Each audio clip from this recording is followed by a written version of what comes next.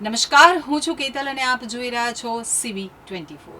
ગુજરાત વિધાનસભાનું સત્ર ચાલી રહ્યું છે. સત્રની કામગીરી શરૂ થતાં પહેલા જ વિધાનસભાને બોમ્બથી ઉડાવી દેવાનો ધમકીભર્યો ઈમેલ મળ્યો હતો. ગુજરાતમાં બોમ્બથી ઉડાવી દેવાની ધમકીના ઈમેલ મળી રહ્યા છે. સરકારી કચેરીઓ, સ્કૂલો સહિત એરપોર્ટને બોમ્બથી ઉડાવી દેવાની ધમકીના મેલ વધુ પ્રમાણમાં સામે આવ્યા છે. તો આ પ્રકારના મેલને કારણે પોલીસ પણ દોડતી રહે છે.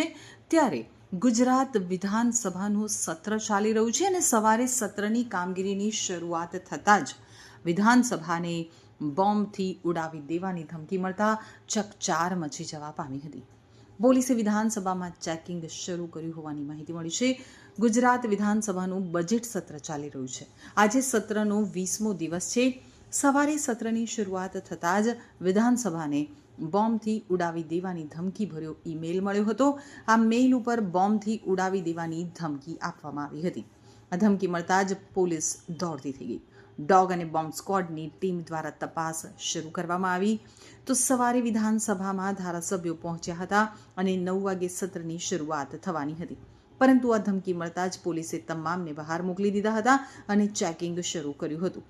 તમામ ધારાસભ્યોને ગૃહમાંથી પોલીસે બહાર નીકાળ્યા હતા. આજે સવારે 9 વાગ્યાનું સત્ર હવે શરૂ નહીં થાય તેવી જાણકારી પ્રાપ્ત થઈ છે.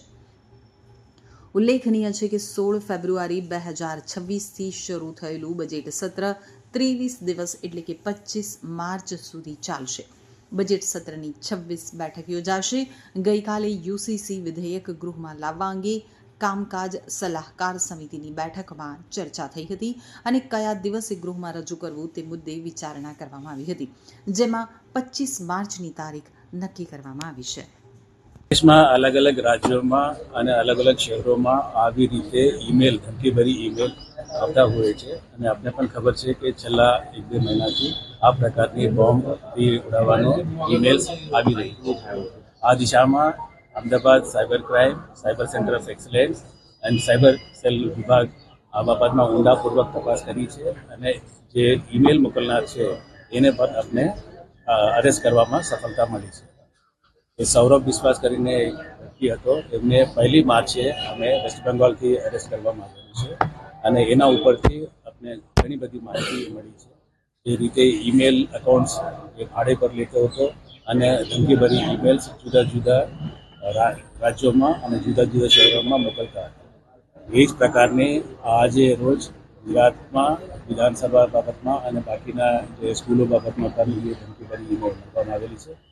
એના અનુસંધાને ગુજરાત પોલીસ તમામ જે સ્ટાન્ડર્ડ ઓપરેટિંગ પ્રોસિજર્સ છે કે ડોગ સ્ક્વોડ અને બોમ્બ ડિસ્પોઝલ સ્ક્વોડ એ તમામ ચેકિંગ વગેરે કરવામાં આવેલું છે. કોઈ શંકાસ્પદ વસ્તુ મળી આવેલ નથી અને મારે વિનંતી છે કે કોઈ પ્રજા એને ગભરાવાની કોઈ જરૂર નથી. ગુજરાત પોલીસ સક્ષમ છે, એને ઊંડાપૂર્વક તપાસ કરશે અને જે કંઈ એના પાછળ છે એને સફળતાપૂર્વક એને પકડવામાં આવશે. ખાલિસ્તાનનો ઉલ્લેખ મેલની અંદર કરવામાં આવે છે. મોટું યુનિટ છે અને દર અઠવાડિયામાં એક વખતે આ પ્રકારના ટ્રીટમેન્ટ આવે છે, તો ગમે રોકી કેમ નથી શકાતા? ક્યાં તકલીફ પડી રહી છે? એમાં એ ઇન્વેસ્ટિગેશનનો ભાગરૂપ છે અને અમે જે VPN કરીને જે છે એ ત્યાં સુધી અમે પહોંચીએ છીએ, પણ અમુક લિમિટેશન્સના કારણે અમે જે ઊંડાપૂર્વક અમને પહોંચી નથી શકતા. પણ અમે કેન્દ્રીય એજન્સી સાથે સંકલનમાં છે અને ટૂંક સમયમાં એ પણ આપણે સફળતા મળશે. મેલની અંદર ખાલિસ્તાનનો પણ જે ઉલ્લેખ કરવામાં આવ્યો છે, અન્ય શાળાઓ અને જગ્યાનું પણ નામ લખવામાં આવ્યું છે. સ્વાભાવિક છે કે જે રીતે પ્રજાને જે ગભરાવવાની કોશિશ કરી રહ્યા છે એ બાબતમાં એ લોકો જુદા જુદા નામ વાપરતા હોય છે. અમુક સમયે બીજા સંસ્થા સાથે, બીજા વખતે બીજા સંસ્થા સાથે, એ રીતે એ લોકો નામથી મોકલતા હોય છે. સર, આજના દિવસની ધમકી હતી કે ધમકીની અંદર 25 તારીખ સુધી ગમે ત્યારે બ્લાસ્ટ કરવાની ધમકી છે? જે રીતે મેં અગાઉ કીધું છે કે એ અલગ અલગ મોડસ ઓપરન્ડી વાપરતા હોય છે. ક્યારે એક ચોક્કસ ટાઈમ આપે છે અથવા કોઈ લાંબા સમયનો અંતરાલ પણ. ના, આ મેલની અંદર શું છે? આ જે મેલ આજે વિધાનસભાને મળ્યો એની અંદર શું છે? એ બાબતમાં અમે ગુના દાખલ કરશું ગાંધીનગર પોલીસ સ્ટેશનમાં અને એના ઉપર તપાસ થશે. એના ઉપર વિધાનસભાનું સત્ર ચાલી રહ્યું છે, મુખ્યમંત્રીથી માંડીને તમામ ધારાસભ્યો અહીંયા છે, ત્યારે મેલ મળ્યો છે, ત્યારે સિક્યુરિટીને લઈને શું ફેરફાર કરવામાં આવશે?